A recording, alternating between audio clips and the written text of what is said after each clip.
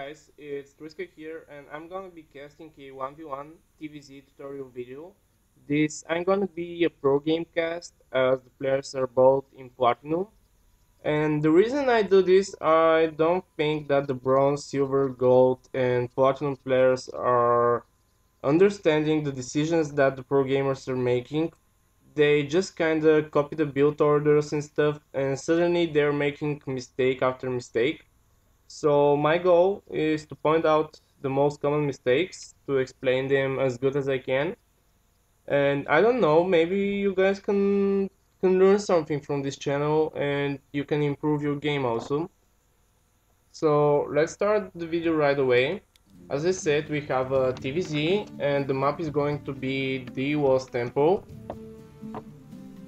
And as you can see, the spawning locations are like 1 o'clock and 2 o'clock, so I would say that these spawning locations are favoring the Terrans, as you have a really short drop distance and you can safely expand as well, and you can also harness the nature expand of the Zerg player by dropping a siege tank here.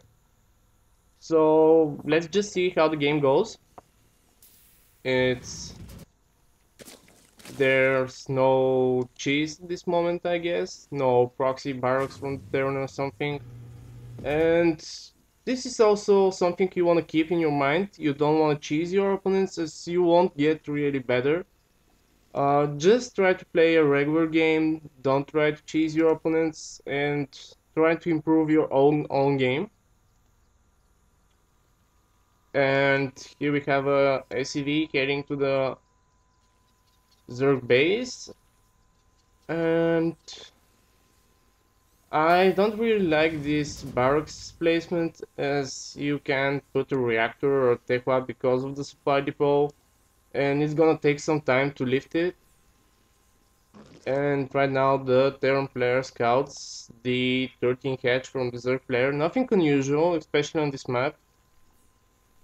But oh, now he's hiding his second barrack, and I think we are gonna find some bunker pressure, and I'm not really sure if that counts as cheese. I don't think so. A lot of players think it's cheese, but I don't really think it's cheese. I think it's just a really good way to walk down the fast expansion from the Zerg. And unless it's all in, it's not a cheese. This is the way I think it. And now as a Zerg player, what you want to do in this situation is exactly this. Pull out some drones out of the line and try to kill this SCV in this first bunker. And so far, the Zerg player is doing a good job doing this.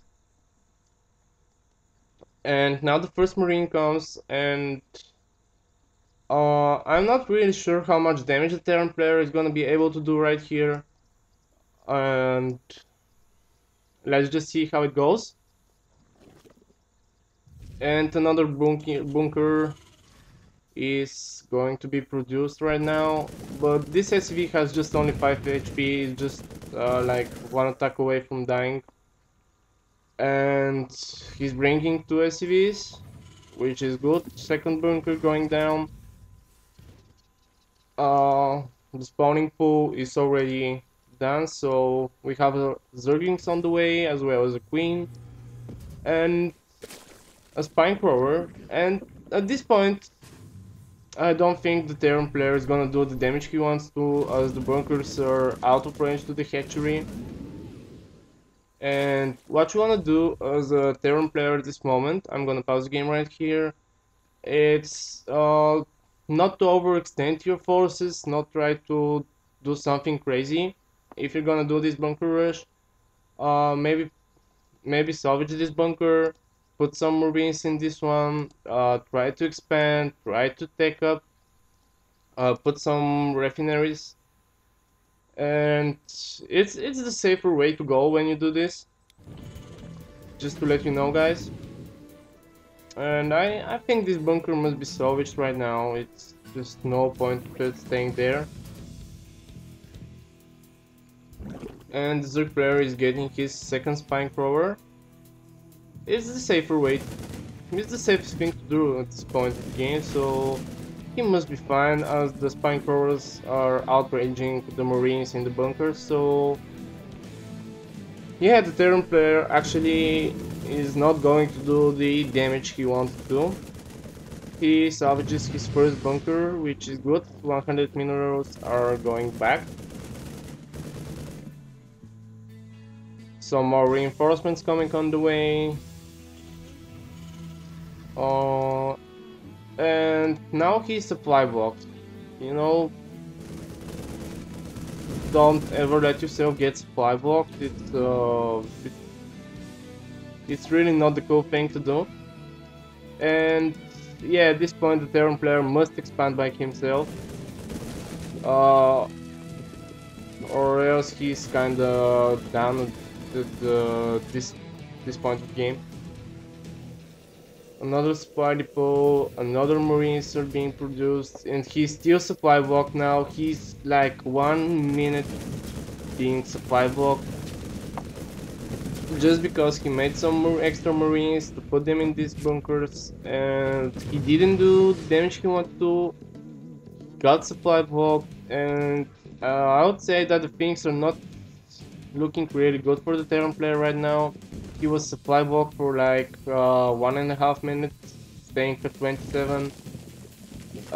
This hatchery have not taken any damage at all. The drones were able to harvest.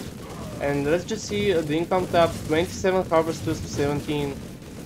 Um, yeah, if you're gonna do this bunker rush, you have to be sure you're gonna do enough damage. And if you don't succeed, this is exactly what you should do. You should put 2 refineries and try to take as fast as you can, and never have 700 minerals unspent and 200 gas. But let's just see how the thing goes. Oh, the Terran player was actually able to take one spine crawler down, but I don't think the Zerg player is gonna have any problems though, as he's droning up, knowing he is safe. And yes, he's very safe at this point of the game, having 31 harvesters, and this is what happens when your bunker rush doesn't work the way you want to. And this bunker must be salvaged right now. These are 100 minerals that he's gonna need, and as soon as he did do this, the better.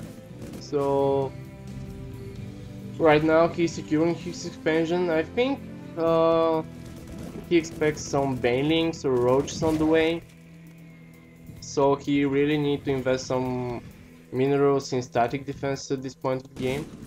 And yes, right now he salvages his bunker and pulling out 4 marines. And 2 factories are going down. Let's just see what happens here. One tech lab and another tech lab, I guess. Yes, another tech lab through starport. And I think we're gonna see some drops right now.